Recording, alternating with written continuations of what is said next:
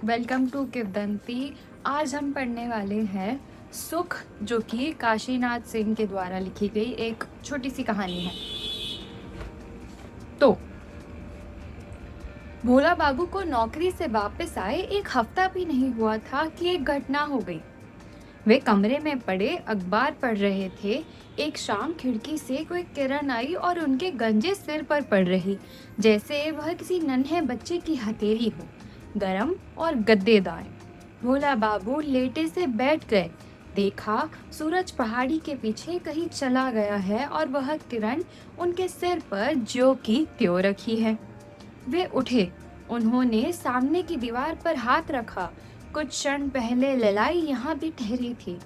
हथेली जरा गर्म लगी। हाथ वहां से हटाया और अपने गालों पर रखा। गाल की चाम गदोरी से कोई इंच भर अंदर पड़ता था। उन्हें दुख हुआ। वे तुरंत बाहर निकले। बाहर हरी घास लाल है, चार दीवारी लाल है। वे तेज कदमों से आगे बढ़े और चार दीवारी तक गए। यहाँ से सूरज दिख रहा था, पहाड़ी के कुछ ऊपर, बादलों के कहीं आसपास, ताड़ और बबूलों के बीच में। उन्होंने स्वयं पर निगाह डाली। मालकिन का सफेद कुर्ता गुलाबी हो उठा था। वे मुस्कुराए। देखो, दुनिया में क्या क्या चीजें हैं, कितनी अच्छी अच्छी चीजें। फिर उन्होंने चार दीवारी के बाहर आंखें घुमाई। इधर उधर दूर दिखने वाली हरिजन बस्तियों पर देखा। झोपड़ियां लंबी हो गई हैं। सुकालू की मड़ई लंबी होकर मंदिर छू रही है। मंदिर के पास एक गाय खड़ी है और पूंछ झटका रही है। उन्होंने गाय को गौर से देखा।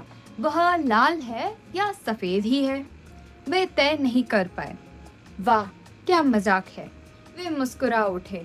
सहसा भोला बाबू का ध्यान सूरज पर गया। सूरज का गोला छोटा बड़ा हो रहा था, कांप रहा था। बिट्टी की माँ, वे चिल्लाए। कोई जवाब न आया। बिट्टी की माँ, वे फिर चिल्लाए। क्या हुआ? आंचल से हाथ पोंछते हुए बिट्टी की माँ निकली। अरे इधर आओ।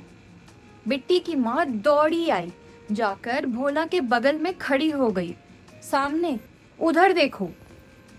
वे सड़क पर देखने लगी।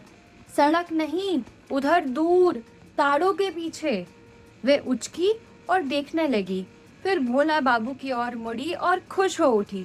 कितना अच्छा। भोला बाबू गद हो गए। हाँ, बहुत अच्छा, बिट्टी की माँ बोली। क्या बहुत अच्छा? भोला बाबू दाहिनी ओर घूमे। ईंटों से लदे खच्चरों की बात, उनके पीछे चलते आदमी। भोला बाबू जोर से हंस पड़े। औरत की जात, खच्चर और गधे के सिवा देख ही क्या सकती हो? तो क्या देखने को कहते हो? कुछ नहीं, जाकर मांड पसारो और आटा गूंदो। नहीं, जरा मुझे भी दिखाइए ना। उन्होंने हट किया। क्या दिखाऊं? खाक, इतनी देर से परेशान हूँ, खच्चर दिखाने के लिए? तो क्या है? बिट्टी की माँ ने जोर दिया। ताड़ों के बीच में देखो, धुंधली धुंधली पहाड़ियां हैं। लाल सूरज है। हाँ। गोलाई पर पतरे भूरे बादलों की लकीरें हैं। हाँ, हैं। तो देखो उसे अच्छी तरह, देखो। उसे क्या देखना, आप आज देखते हैं, मैं जिंदगी भर से देख रही हूँ। हाँ, भोला बाबू ने गर्दन हिलाई। जिंदगी भर से देख रही हो? हाँ। अच्छा, बड़ा अच्छा कर रही हो। अब एक काम करो कि चलो, चूल्हा फूको। बिट्टी की माँ खड़ी रही, भोला बाबू को देखती रही। मैं कहता हूँ जाओ। भोला बाबू चीख उठे। बिट्टी की माँ डर कर चली गई। भोला बाबू देखते रहे सूरज, बादलों पर उभरते रंग, रंगों पर चीखती धारियां, पहाड़ियों के सामने वाले हिस्सों का धुंधलेपन के बिल्कुल ऊपर चोटी पर लाल कुहासे का क्षीण होना। वे जिंदगी भर तार बाबू रहे। उन्होंने सोचा, पहाड़ियों के इस जिले में ही रहें। उनसे कोई गांव नहीं छूटा, कस्बा नहीं छूटा, शहर नहीं छूटा। लेकिन यह सूरज अब तक कहाँ था? यह शाम आखिर किधर थी? आज वे क्या देख रहे हैं? उन्होंने अपने पीछे किसी बच्चे के किलकने की आवाज सुनी। कौन? नीलू। नीलू कूदता हुआ आया और सब कहाँ हैं? खेल रहे हैं। कहाँ? नीलू ने मकान के पीछे वाले मैदान की ओर संकेत किया। अच्छा, जाओ, दौड़ो तो सबको बुला लाओ। नीलू दौड़ गया। भोला बाबू सूरज को देखते रहे, कभी इधर से, कभी उधर से, कभी उचक कर, कभी झुक कर। उन्होंने खुश होकर तालियां बजाई। उन्हें लगा गोले का ऊपरी सिरा, जिसके एक किनारे काले बादल की पतली लकीर है, डूब रहा है। सूरज की किरणें अब उधर नहीं हैं, न मैदानों में, न हरे खेतों में, न झोपड़ियों पर। वे बादलों के पीछे से ऊपर आकाश की ओर जा रही है, प्रकाश की कई धाराओं में, कई रंगों में। नीलू, वे पीछे मुड़कर चिल्लाए। कोई नहीं दिखा। सबके सब कहाँ गुम हो गए? वे बुदबुदाए। अरे ओ, कौन जा रहा है? सामने वाली सड़क से एक ऊंट जा रहा था। उस पर गंदी कमीज पहने एक आदमी बैठा था। वह निश्चित बीड़ी पी रहा था। हम तुम्ही से कह रहे हैं। उसने सिर घुमाकर इधर देखा। जरा सामने ताड़ों के बीच तो देखो, वहां क्या है? ऊंट वाला उधर देखते हुए आगे बढ़ गया। साले, भोला बाबू के मुंह से निकला। सूरज डूब गया। वे वहां से हट आए, आराम कुर्सी पर चुपचाप बैठ गए। उनका मन उदास होने लगा। चाय का प्याला आया, सामने की मेज पर रख दिया गया। उन्होंने आंखें खोली। सामने बिट्टी की माँ थी। जरा धोती और छड़ी तो ले आना। क्यों, कहीं जाइएगा? भोला बाबू नहीं बोले। धोती और छड़ी आ गई। धोती पहनी और छड़ी ली और चले। यह ऐसी बात नहीं जो यूं ही छोड़ दी जाए, उन्होंने विचारा। वे आज चलेंगे और कहेंगे, सबसे कहेंगे, लेकिन सबसे पहले माधव के यहाँ चलेंगे। माधव मुख्तार जो है, सब कुछ समझता है, बूझता है, फिर उसे लेकर कहीं और। भोला बाबू पकड़ी के पास से मुड़ने को हुए कि सामने देखा बीज गोदाम है। कहीं से जिलेदार साहब भी आ गए हैं और दूसरे लोग भी हैं। वे अंदर गए। आइए आइए तार बाबू, बैठिए, जिलेदार साहब बोले। भोला बाबू ने एक कुर्सी खींची और बैठ गए। उन्होंने बूढ़ी आंखों से घूर कर देखा। कई चेहरे नए हैं। उनके आने से बातों में थोड़ी बाधा पड़ी। कहिए, कुछ परेशान से हैं? परेशान तो क्या, लेकिन हूं ही। भोला बाबू ने हंसने की कोशिश की, फिर बातें चल पड़ी। जिलेदार साहब ने कहा कि इस साल नहर में खूब मछलियां आई हैं। जिलेदार साहब, अगर आपको मछलियों का शौक है तो एक काम करें। एक आदमी ने कहा। क्या? आप रात में छलके पर जाल लगवा दें। हाँ साहब, मछलियां रात में चढ़ती हैं। दूसरे ने समर्थन किया। भोला बाबू के लिए यह अच्छा मौका था। वे थोड़ा आगे उछक आए। तो क्यों न जाल शाम को ही लगवा दिया जाए? हाँ, ऐसा भी कर सकते हैं, जिलेदार साहब ने कहा। और शाम भी कब? भोला बाबू आगे बोले। जब सूरज डूब रहा हो।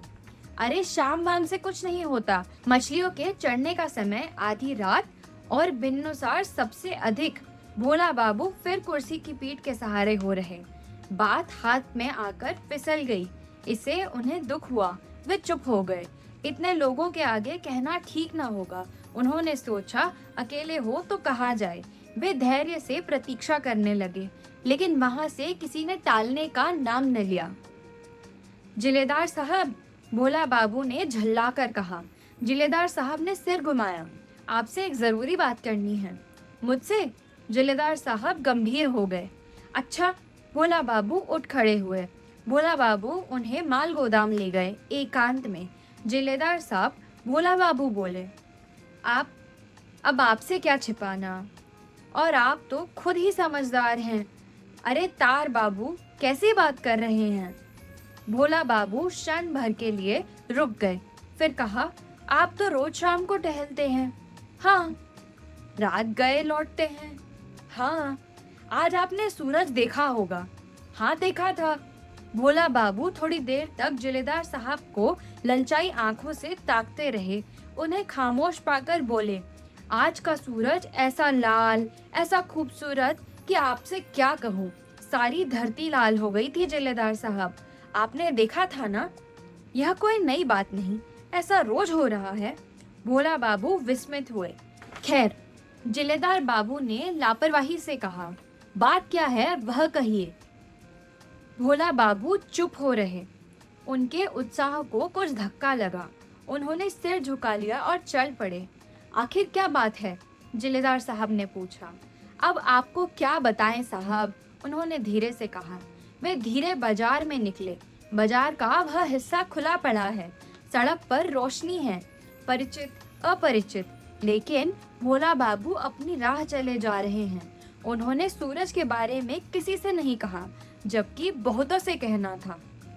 वे दुखी थे, दुखी इस बात के लिए कि जिलेदार के यहाँ बरबस चले गए। जिलेदार को लोग बहुत योग्य और बुद्धिमान कहते थे। वे भी मानने लगे थे, लेकिन आज उसकी पोल खुल गई। अगर उन्होंने सूरज न देखा होता तो एक बात थी, किंतु उन्होंने देखा और मजे में देखा। फिर भी भोला बाबू इस पर नए सिरे से सोचने के लिए बाध्य थे, और सोचा भी। यह ऐसी बात नहीं जिसे सब समझ लें। इस विचार से उन्हें और पीड़ा होने लगी। लेकिन पढ़ाई से क्या होता है? वास्तव में देखा जाए तो पढ़ाई और समझ दो चीजें हैं, और खास तौर से ऐसी बातों के लिए उम्र और तजुर्बा चाहिए। भोला बाबू माधव वाली गली से मुड़ने को हुए। देखा, हाथ में बाल्टी लिए दूसरी गली से माधव निकल रहे हैं। वहां कुछ अंधेरा था। माधव, उन्होंने पुकारा। बाबू, मैं सोहन। अच्छा, तुम हो। खैर कोई बात नहीं, उन्होंने सोहन को बुलाया। मुख्तार साहब तो दोपहर से ही बाहर हैं, सोहन ने बताया। कहाँ गए हैं? किसी गांव में। कोई मौका देखने? अच्छा, दोपहर से ही गायब है। हाँ, फिर तब उन्होंने सूरज कहाँ से देखा होगा, भोला बाबू ने विचारा। फिर उन्होंने सोहन की उम्र और अनुभव को गौर से देखा। तुम शाम को क्या करते हो? उन्होंने पूछा। छनहर जाता हूँ, खली मलता हूँ, सानी लगाता हूँ, दूध दुहता हूँ। और सूरज देखते हो या नहीं? सूरज?